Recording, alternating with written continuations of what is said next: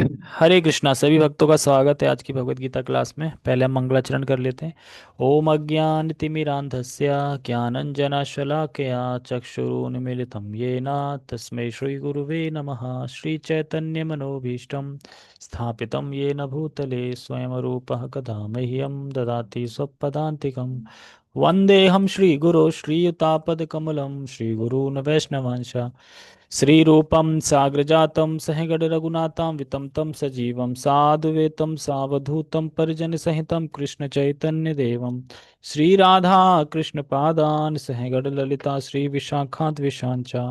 हे कृष्ण करुणा सिन्धु दीनबन्धु जगत्पते गोपेश गोपिका कान्त राधा कान्त नमस्तुते। तप्त कांचन गौरांगी श्री राधे वृंदावनेश्वरी वृषभानुसुते देवी प्रणमामि हरिप्रिय। वाञ्छाकल्पतरुभ्यश्च कृपा सिन्धुभ्य एव च पतितानां पावनेभ्यो वैष्णवेभ्यो नमो नमः। जय श्री कृष्ण चैतन्य प्रभु नित्यानंद श्री अद्वैत गदाधर शिवासादि गौर भक्तवृंद। हरे कृष्णा कृष्ण कृष्णा हरे हरे हरे राम राम राम हरे हरे रामाय रामभद्राय श्री रामचंद्राय वेद से रघुनाथाय नाथाय सीताया पते नमः। नमो विष्णुपादाय कृष्णपृष्ठाय भूतले श्रीमते भक्ति वेदांत स्वामिन् इति नामिने। नमस्ते सारस्वते देवे गौरवाणी प्रचारिणे निर्विशेष शून्यवादी पाश्चात्य देशतारिणे।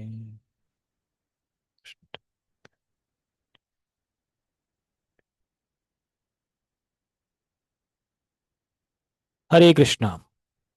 सभी का बहुत बहुत स्वागत है आज की भगवत गीता क्लास में।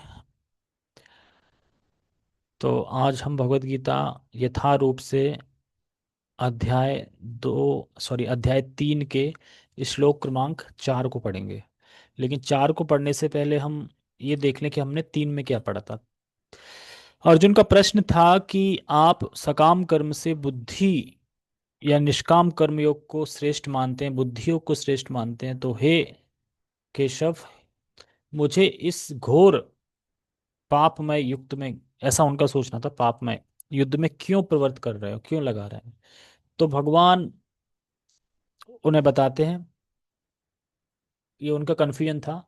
फिर कहते हैं कि आपने बहुत सारे अनेक अर्थ बता दिए हैं पिछले अध्याय में, तो मेरी बुद्धि भ्रमित हो गई, मैं समझ नहीं पा रहा हूँ मेरे लिए क्या सही है। आप बताइए कि एक रास्ता बताइए कोई एक। तो भगवान 3.3 में बोलते हैं, लोके अस्मिन् द्विविधा निष्ठा पुरा प्रोक्ता मया नघ ज्ञान योगेन सांख्या नाम कर्म योगेन योगी नाम। कि इस लोक में, एक समाज में, दो प्रकार की निष्ठा या श्रद्धा होती है। और पहले जो मैंने आपको बताया, पुरा प्रोक्ता बताया, मया नघ, हे निष्पाप अर्जुन, दो प्रकार के श्रद्धा होती है, निष्ठा होती है। ज्ञान योगे सांख्य नाम और कर्म योगे न योगी नाम। यानी जो ज्ञान योगी होते हैं वो सांख्य योग फिलोसफी को प्रेफर करते हैं, और जो कर्म योगी होते हैं वो कर्म योग को फॉलो करते हैं या भक्ति योग को फॉलो करते हैं, जो कृष्ण की सेवा करते हैं, एक तरीके से कृष्ण के लिए कर्म करते हैं। जिसमें आया था ना अमरीश महाराज का एग्जाम्पल, अमरीश महाराज ने सभी इंद्रियों को भगवान की सेवा में लगा दिया था, वैसे ही अब हम पढ़ेंगे श्लोक क्रमांक 3 और सॉरी श्लोक क्रमांक 4 अध्याय 3। तो अब भगवान अर्जुन के प्रश्न का उत्तर दे रहे हैं, और आगे भी उत्तर अभी देते रहेंगे। तो अभी कुछ श्लोकों में यही कर्म का चलेगा कि किस प्रकार से कर्म ना करने से हमें पाप लगेगा, कर्म करने से पाप नहीं लगेगा अगर कृष्ण भावनामृत कर्म है तो। अर्जुन बोलते हैं भगवान से कि इस घोर पाप में युद्ध में आप मुझे क्यों लगा रहे हैं। तो उसका उत्तर दे रहे हैं इस श्लोक में कि अगर आप सोच रहे हो ना कि युद्ध ना करके मैं बैठ जाऊं, मैं कर्म ना करूं, तो ये नहीं है कि आप पाप से बच जाओगे। पाप तो तब भी लगेगा, कर्म ना करने से भी पाप लगेगा। तो ये भ्रांत धारणा है कि मैं कुछ करूं नहीं, मैं चुप बैठ जाऊं, तो मैं कर्म के बंधन, जो कर्म के फल के जो बंधन है, उनसे बच जाऊंगा। आप तब भी नहीं बचोगे। भगवान इस श्लोक में यही बताएंगे। तो पहले हम श्लोक का उच्चारण करते हैं, फिर आगे चर्चा करते हैं। ठीक है। भगवद गीता यथारूप अध्याय 3 श्लोक क्रमांक 4। ना कर्माणामनारंभन नैष्कर्म्यम पुरुषोश्रते न चा संन्यास ना देवा सिद्धिम ग, समाधि गच्छति। ना कर्मणा मनारंभ नैष्कर्म्यम पुरुषोर्षते। ना चा संन्यास ना देवा सिद्धिम समाधि गच्छति। सॉरी, सिद्धिम समाधि गच्छति। क्या कहना चाह रहे हैं? इसमें एक वर्ड आया है नैष्कर्म्य। नैष्कर्म, नैष्कर्म्य। क्या पढ़ेंगे? नैष्कर्यम, नैष्कम, नैष्कम। मैं से बोलना नहीं आ रहा है ऐसे, कठिन वर्ड होते हैं। नैष्कर्म में पढ़ेंगे, नैष्कर्म। नैष्कर्म्यम। ये नैष्कर्म का मतलब क्या होता है कि कर्म ना करना। नैष्कर्म मतलब निष्क्रिय हो जाना, अब मैं नहीं करूंगा। यानी एक तरीके से आलसी हो जाना अपने कर्म करने के लिए। अब घर में रजाई में लेट जाओ और बस बैठे रहो, अब कोई कुछ कार्य बोल दे तो आलसी हो जाओ, नहीं मुझे नहीं करना है। तो ना कर्मणा मन आरंभा, यानी कर्म को आरंभ ना करने से। मान लो मैं निष्कर्म होने चाह रहा हूं, तो कह रहे हैं भगवान, कर्म को आरंभ ना करने करने से, अर्थात अपने नियत कर्मों को ना करने से। तो कर्म यहाँ पे कौन से कर्म है? जो हमारी नियत कर्म है। हमारे नियत कर्म मतलब जो वर्णाश्रम धर्म के अकॉर्डिंगली जो हमारे कर्म है उनको बोलते हैं नियत कर्म। नियत कर्म मतलब एक कोई पत्नी है तो पत्नी का कार्य क्या है? पति की सेवा करना, बच्चों का केयर करना, खाना बनाना, ये बनाना, ये सब उसके कर्म है, नैतिक कर्म। अगर कोई पति है तो पति क्या है? पत्नी की देखभाल करना, उसे पैसे कमा के देना बहुत जरूरी है। नहीं देंगे तो हो सकता है पत्नी भगा दे, लेकिन जो रियल पत्नी होगी वो नहीं भगाएगी, सुख दुख में हमेशा साथ देगी। और कहने का मतलब है कि एक पति के जो कर्तव्य होते हैं वो पति निभाता है, एक पत्नी के कर्तव्य होते हैं। मतलब जो वर्णाश्रम धर्म में एक स्त्री का कर्तव्य क्या है, एक पुरुष का कर्तव्य क्या है, एक ब्राह्मण का कर्तव्य क्या है, एक शूद्र का क्या है, ये सभी अपने अपनी ड्यूटीज को करते हैं। अगर कोई कहे कि मैं ये नहीं करूंगा, मैं इस निष्कर्म में हो जाता हूं, मैं ये नहीं करूंगा, तो कह रहे हैं कि कर्म को आरंभ ना करने से, अर्थात अपने नियत कर्मों को ना करने से क्या होगा? तो कह रहे हैं नैष्कर्म्यम पुरुषोश्रुते। पुरुषोर मतलब पुरुषोत्तम मतलब व्यक्ति। निष्कर्म, निष्कर्म मतलब कि जो शुद्धता की स्थिति को, जो शुद्धता की स्थिति मतलब चखना चाहता है, शुद्धता की स्थिति को चखना चाहता है, जो शुद्धता की स्थिति है उसको प्राप्त नहीं कर पाता। क्यों? कर्म ना करके। तो अगर अपने आप अगर अपने कर्म को नहीं करोगे, जो नियत कर्म है आपके, जो जो आपकी ड्यूटीज हैं उनको पूरा नहीं करोगे, तो जो शुद्धता की स्थिति है, जो आगे आपका हृदय शुद्ध होने वाला है जिन कर्मों से, वो फिर उसको आप प्राप्त नहीं होगे। कहने का मतलब यह है ऊपर की लाइन का। तो ऐसा नहीं सोचना चाहिए कि मैं कर्म छोड़ दूंगा तो अब मैं कर्म बंधन से मुक्त हो जाऊंगा, ये बिल्कुल गलत है। आपको कर्म करना ही पड़ेगा। अगले श्लोक में भगवान बताएंगे कि आत्मा का स्वभाव ही है एक्टिव रहना, कुछ ना कुछ करना। क्योंकि आत्मा बिना कुछ करे रह ही नहीं सकती। अगर बिना कुछ करे आत्मा रह लेती तो फिर तो इंसान मर ही जाता ना। क्योंकि जब आत्मा निकल जाती है तो फिर हम कुछ करते हैं, लेट जाते हैं, कुछ नहीं करते, लेटे अपने आप ही लेट जाते हैं। आत्मा रहती वैसे हम कुछ ना कुछ करते हैं, देखते हैं, ये करते हैं, वो करते हैं। तो इसी प्रकार से कहने का अर्थ ये है कि अगर हम ये सोच रहे हैं कि मैं अपने कर अर्जुन अगर ये सोच रहे हैं कि मैं अपने कर्मों को छोड़ दूं, मैं युद्ध ना करूं, बैठ जाऊं, तो भी आप कर्म बंधन से मुक्त नहीं हो सकते, तब भी पाप लग जाएगा आपको। आगे की लाइन करें, न च संन्यास ना देवा सिद्धिम समधि गच्छति। और निश्चित ही, या नहीं संन्यास मतलब निश्चित ही, अगर आप ये सोच रहे हो कि अच्छा ऐसी बात है तो मैं संन्यास ले लेता हूं, मैं सन्यासी बन जाता हूं, मैं कुछ कर्म करूंगा ही नहीं, तब तो मुझे पाप नहीं लगेगा ना। तो भगवान कह रहे नहीं। और निश्चित ही या नहीं संन्यास, संन्यास तो यहाँ संन्यास का अर्थ है कर्म संन्यास। मतलब मैं संन्यास से लिया था कि मुझे कर्म न करने पड़े अपने। यानी वर्णाश्रम में जो विदित कर्म है सबके लिए, अब उनको वो त्याग देता है, उन सबको त्याग देता है। इसको बोलते हैं कर्म संन्यास। कर्म संन्यास मतलब जिसने अपनी ड्यूटीज को त्याग दिया है, अब वो कोई कर्म नहीं कर रहा है। तो इसको बोलते हैं झूठा सन्यासी, एक तरीके से झूठा सन्यासी बोलते हैं इसको। तो अगर आप ऐसा करोगे तो वो सन्यासी गलत फहमी में है, वो कभी उसका हृदय शुद्ध नहीं होगा, कभी वो आत्मज्ञान प्राप्त नहीं कर पाएगा। जो भगवान सेकंड चैप्टर में बताया, जो आत्मा का ज्ञान, वो कभी प्राप्त नहीं कर पाएगा। तो बिना हृदय की शुद्धि के कोई अगर इस प्रकार का कर्म संन्यास लेता है तो उसका आत्मज्ञान प्राप्त करना प्राप्त नहीं है, वह आत्मज्ञान प्राप्त नहीं कर सकता। श्लोक समझ में आया आप लोगों को? समझ में आया किसी को? हैंड रेस करके बताओ। अगर नहीं समझ में आया तो भी बताओ, आ गया समझ में तो भी बताओ। क्या कह रहे हैं भगवान? अभिषेक प्रभु यही इंटेलिजेंट लग रहा है पूरे ग्रुप में, है ना? बाकी सब भैंस का दूध पीते हैं लगता। हम्म। इसमें बता रहे हैं कि जो कर्मों को त्यागने के बाद व्यक्ति अगर से केवल संन्यास लेता है और कर्मों को छोड़ देता है तो भी उसको आत्मज्ञान नहीं होगा। हम्म। ये चीज समझाइए। पहली लाइन भी तो बताओ, दूसरी लाइन तो समझा दिया आपने, पहली लाइन में क्या बता रहे हैं? चलेगा? पहली लाइन क्या है? पहली लाइन में तो ये है ना, ना कर्मणा मना हाँ, हिंदी बताओ, हाँ। कर्म्य। यही है ना, ना कर्म करने से हाँ, है तो यही। अगर कोई मन अर्जुन ये निष्क्रिय हो सोचे, जाता कोई, है। हाँ, अगर कोई ये सोच रहा है कि मैं कर्म को ही छोड़ दूंगा, फिर तो ठीक है ना, तब भी बंधन लग जाएगा, भगवान ये बताना चाह रहे हैं। तो यानी कर्म ना करना कोई आइडिया नहीं है, मतलब कर्म करना कोई अच्छी बात नहीं है, कर्म तो करना ही पड़ेगा। अगर आप सोच रहे हैं मैं कर्म को छोड़ दूं और बच जाऊंगा, जैसे अर्जुन सोच रहे हैं, तो वो गलत सोच रहे हैं, ये कहना चाह रहे हैं। कुल मिला के पूरे श्लोक में भगवान ये बताना चाह रहे हैं कि आपको कर्म तो करना ही पड़ेगा, नहीं युद्ध तो करना ही पड़ेगा। अगर आप सोच रहे हैं मैं युद्ध से भाग जाऊं, मैं युद्ध नहीं करूं, तब भी कर्म का फल का बंधन लग जाएगा आपको, तब भी कर्म फल भुगतना पड़ेगा आपको।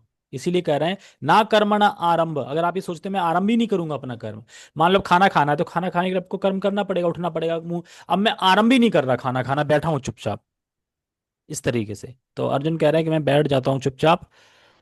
तो पुरुषोश्रते मतलब पुरुषों के लिए जो शुद्धता की जो स्थिति है उसको वो प्राप्त नहीं कर पाएंगे। मतलब जब हम वर्णाश्रम धर्म का नियम का पालन करते हैं तो उससे होता क्या है, भक्ति तो मिलती नहीं है उससे, उससे सिर्फ हमारा हृदय शुद्ध होता है। और जब हृदय शुद्ध होता है तो हम उस प्लेटफॉर्म पे पहुंच जाते हैं जो भक्ति की प्लेटफॉर्म है, धीरे धीरे भक्ति तक पहुंचा देते हैं वर्णाश्रम धर्म। तो वर्णाश्रम धर्म इसीलिए भगवान ने स्थापित किए हैं, ताकि हम उनको करें और शुद्ध होकर आगे बढ़े।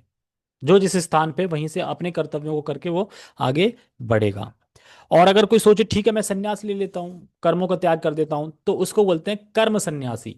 तो कर्म सन्यासी भी नहीं बनना है, कर्म सन्यासी बनोगे तब भी आपको आत्मज्ञान प्राप्त नहीं होगा, ये कह रहे हैं भगवान पूरे श्लोक में। ठीक है, अब हम टेक्स्ट पढ़ते हैं।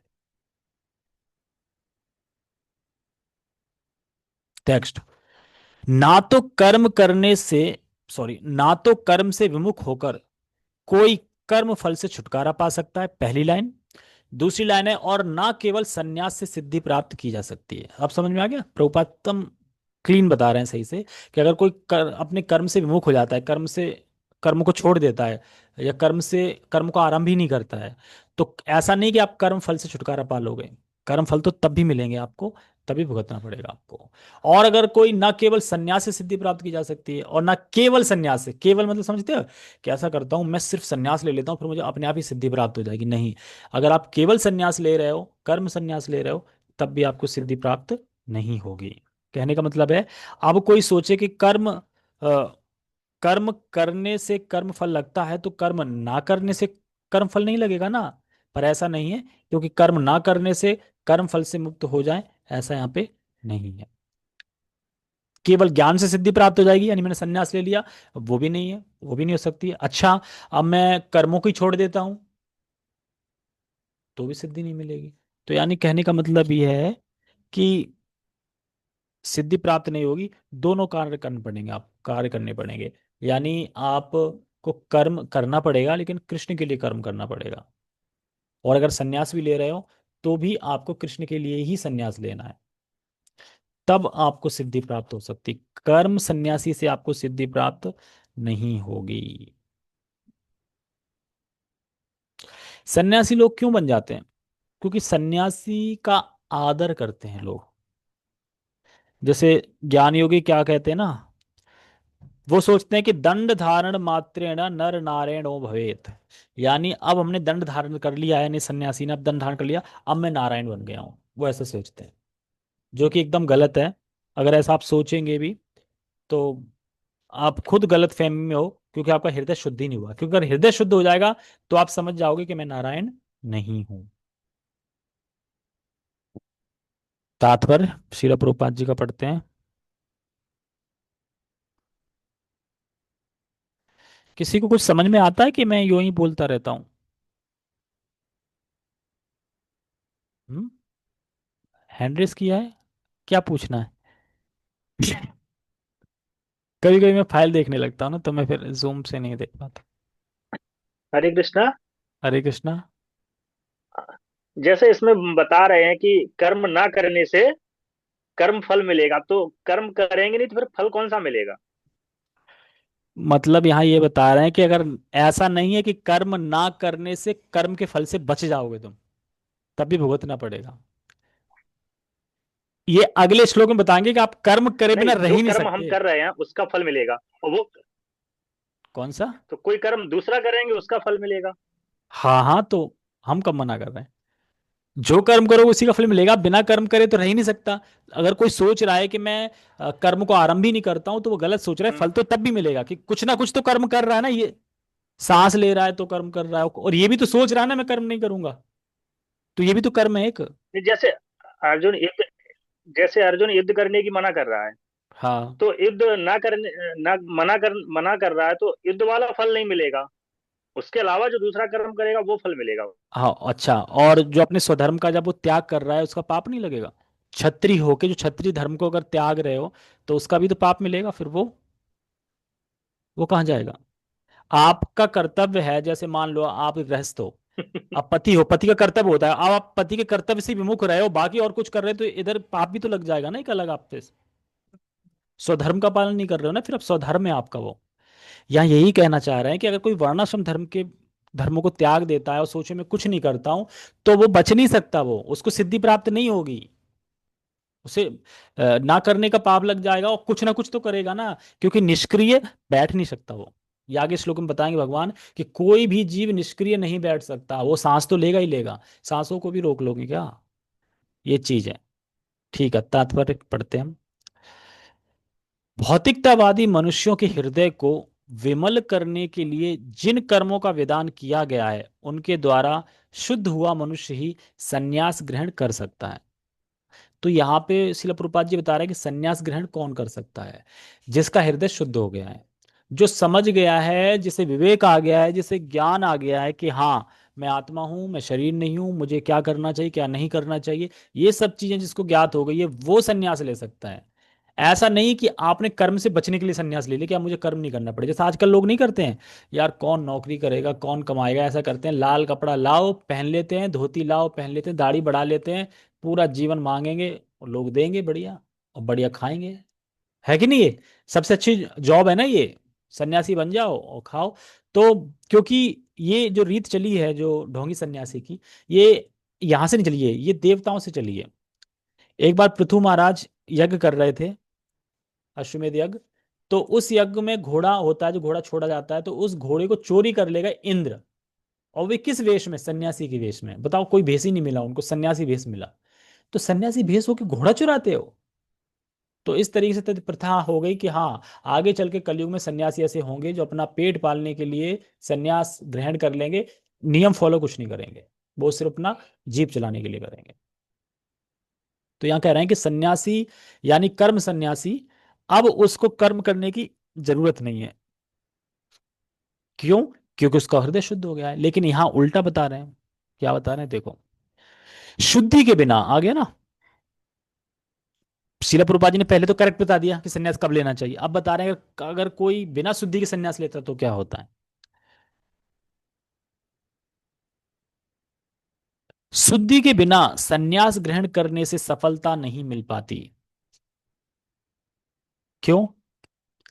क्योंकि चित्त की शुद्धि नहीं है, और चित्त की शुद्धि नहीं है होगी, चित्त की शुद्धि और होगी कैसे? वर्णाश्रम कर्मों कर्म करके। अब उसने चित्त की शुद्धि तो है नहीं, और वर्णाश्रम के कर्म वो त्याग रहा है, तो फिर क्या होगा? वो सफल ही नहीं हो पाएगा। समझ में आ रहा है ना? शुद्धि के बिना संन्यास ग्रहण करने से सफलता नहीं मिल पाती। क्यों नहीं मिल पाती? क्योंकि जो जो हृदय का शुद्धिकरण होता है वो होता है वर्णाश्रम धर्म के। जब नियम का आप पालन करोगे, धर्म का पालन करोगे, वर्णाश्रम धर्म का पालन, तो आपका हृदय शुद्ध होगा। अब वो उसने त्याग दिया, वो छोड़ दिया, तो उसका हृदय शुद्ध ही नहीं होगा। और शुद्ध नहीं होगा तो फिर सफलता कैसे मिलेगी उसे? मिलेगा ही नहीं आत्मज्ञान। तो जैसे कि ये सामान्य मार्ग है जो बता रहे हैं यहाँ पे। देखो अभी जो सेकंड चैप्टर में, जो ये थर्ड चैप्टर में चल रहा है, ये वो वाली बातें नहीं चल रही जो भक्ति है। ये सिर्फ अभी कर्म के लेवल पे चल रही है बात। कर्म लेवल मतलब कि स्टार्टिंग पे। ऐसा नहीं है कि आप हाई लेवल पे पहुंच जाए। ये वर्णाश्रम धर्म, कर्म करना चाहिए भगवान के लिए, ये सब मोटा मोटा चल रहा है अभी। तो सामान्य मार्ग क्या है? मार्ग है, ये सनिष्ठों के लिए है। सनिष्ठों के लिए बताया जा रहा है। सनिष्ठों के लिए मतलब अब 1 से 6 में यहाँ तक सनिष्ठ की श्रद्धा बता रहे हैं कि उसकी श्रद्धा कहाँ तक है। अब जिनको श्रद्धा वर्णाश्रम पर है, वर्णाश्रम धर्म के है, और फिर वह उस कर्म को करेगा, उस धर्म को करेगा वर्णाश्रम में, तो फिर ज्ञान उसे प्राप्त होगा, हृदय शुद्ध होगा, ज्ञान प्राप्त होगा, ज्ञान योग में आएगा, और ज्ञान योग से वो अष्टांग योग में आएगा, और अष्टांग योग पे तब जाके वो भक्ति योग में आएगा। ये क्रमिक विकास है जो सनिष्ठ है ना उनके लिए। लेकिन परिनिष्ठ निरपेक्ष होते हैं, वो डायरेक्ट भक्ति करते हैं, उन पे ये लागू नहीं होता। तो परिनिष्ठ भक्त को यहाँ ना जोड़ें, यहाँ केवल परिनिष्ठ भक्त तो सिर्फ भक्ति करते हैं। यहाँ कौन?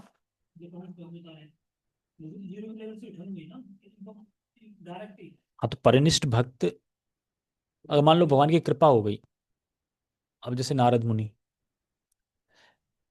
6 महीने में भगवान की कृपा हो गई ना, जीरो से उठे लेकिन डायरेक्ट भक्ति कर रहे हैं ना वो। उन्हें वर्णाश्रम धर्म कहा, उन्हें तो भक्ति करी ना सीधा से। कोई कोई जीव नहीं होते सीधा भक्ति में, सीधा भक्ति स्टार्ट कर देते हैं। हमने कौन से वर्णाश्रम धर्म के नियम के पालन करे? पिछले जन्म में उनका, हाँ पिछले जन्म में उनका था ना कि कुछ कुछ ना कुछ था, तभी तो उन्हें ऐसे भक्तों का संग मिला, प्रसाद मिला, फिर आगे बढ़ गए। तो यानी क्रमिक विकास यहाँ बताया जा रहा है कि ये परिनिष्ठ, निरपेक्ष और सनिष्ठ होते हैं। हम इससे ये देख सकते हैं कि ये भक्त किस स्टेज पे है। तो सनिष्ठ है, तो सनिष्ठ का क्या होता है कि वर्णाश्रम धर्म पे उनका बड़ा फोकस रहता है, बड़ा श्रद्धा रहती है, और वो करते हैं। देखे नहीं आपने? देखो भैया, जो भी हो वास्तु शास्त्र के हिसाब से घर होना चाहिए, ये सब होना चाहिए, यानी ये सब पे वो फोकस करते हैं। तो ये धीरे धीरे ज्ञान योग में आएंगे, फिर अष्टांग में, फिर भक्ति योग में आएंगे। लेकिन जो कृष्ण के लिए कर्म कर रहा है, सीधा कृष्ण के उसमें जुड़ गया, हरे कृष्णा सुन लिया, और उसके भक्ति कृपा हो गई, तो सीधा भक्ति योग करने लगा वो। तो ये भी होता है। कोई धीरे धीरे मार्ग पे चलता है, तो दो प्रकार की बता रहे हैं ना श्रद्धा भगवान इसमें, इसीलिए बता रहे हैं। ठीक है, कहाँ पे थे? हाँ, ज्ञान योगियों के अनुसार संन्यास ग्रहण करने अथवा सकाम कर्म से विरत होने से ही मनुष्य नारायण के समान हो जाता है। क्या बताया? दंड धारेण मात्रेण नारायणो भवेत। मतलब उनका कहना है कि जैसे ही किसी ने दंड धारण कर लिया है, अब वो नारायण बन गया है। तो दंड को ग्रहण करने मात्र से व्यक्ति नारायण बन जाता है। अब ये हृदय की अशुद्धि है कि नहीं है? अगर हृदय शुद्ध हो तो समझ जाते कि मैं कभी नारायण नहीं बन सकता। तो यही भगवान बता, यही श्रील प्रभुपाद जी बार बार बता रहे हैं कि बिना वर्णाश्रम धर्म का पालन किए बिना आप हृदय शुद्ध नहीं हो सकता। और शुरू से इंडिया में कल्चर देखा जाता है, कभी भी कोई त्योहार आता है तो नहीं हम करते हैं पूजा। होली आ गई तो होली का, रक्षाबंधन आ गई रक्षाबंधन का, दिवाली आ गया तो हम सब पहले से भी कर रहे थे ना। तो ये तो वर्णाश्रम धर्म है कि जैसे देवताओं की पूजा करनी है, सूर्य का तो सूर्य का करना है, शादी में इस तरीके से नियम होने चाहिए, सब होने चाहिए, तो ये सब तो कर रहे थे ना। इसलिए बस ये नहीं जानते थे मैं कौन हूँ, भगवान कौन है।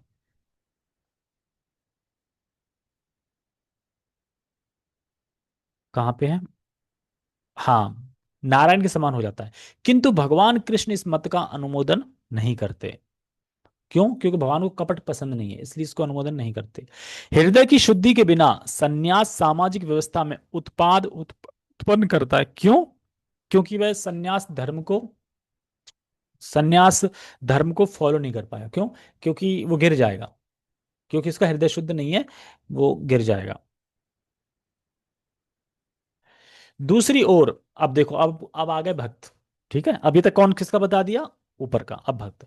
दूसरी ओर यदि कोई नियत कर्मों को ना करके भी, यानी वर्णाश्रम धर्म के नियम को नहीं कर रहा है, वर्णाश्रम में धर्म में जो आप पूछ रहे थे ना कि डायरेक्ट, ये वही बताने श्री प्रभुपाद जी, वर्णाश्रम धर्म के नहीं कर रहा है, वो क्या कर रहा है? नियत कर्मों को ना करके भी भगवान की दिव्य सेवा करता है, वो भगवान की सेवा कर रहा है, दिव्य सेवा करता है, तो वह उस मार्ग में जो कुछ भी उन्नति करता है उसे भगवान स्वीकार कर लेते हैं।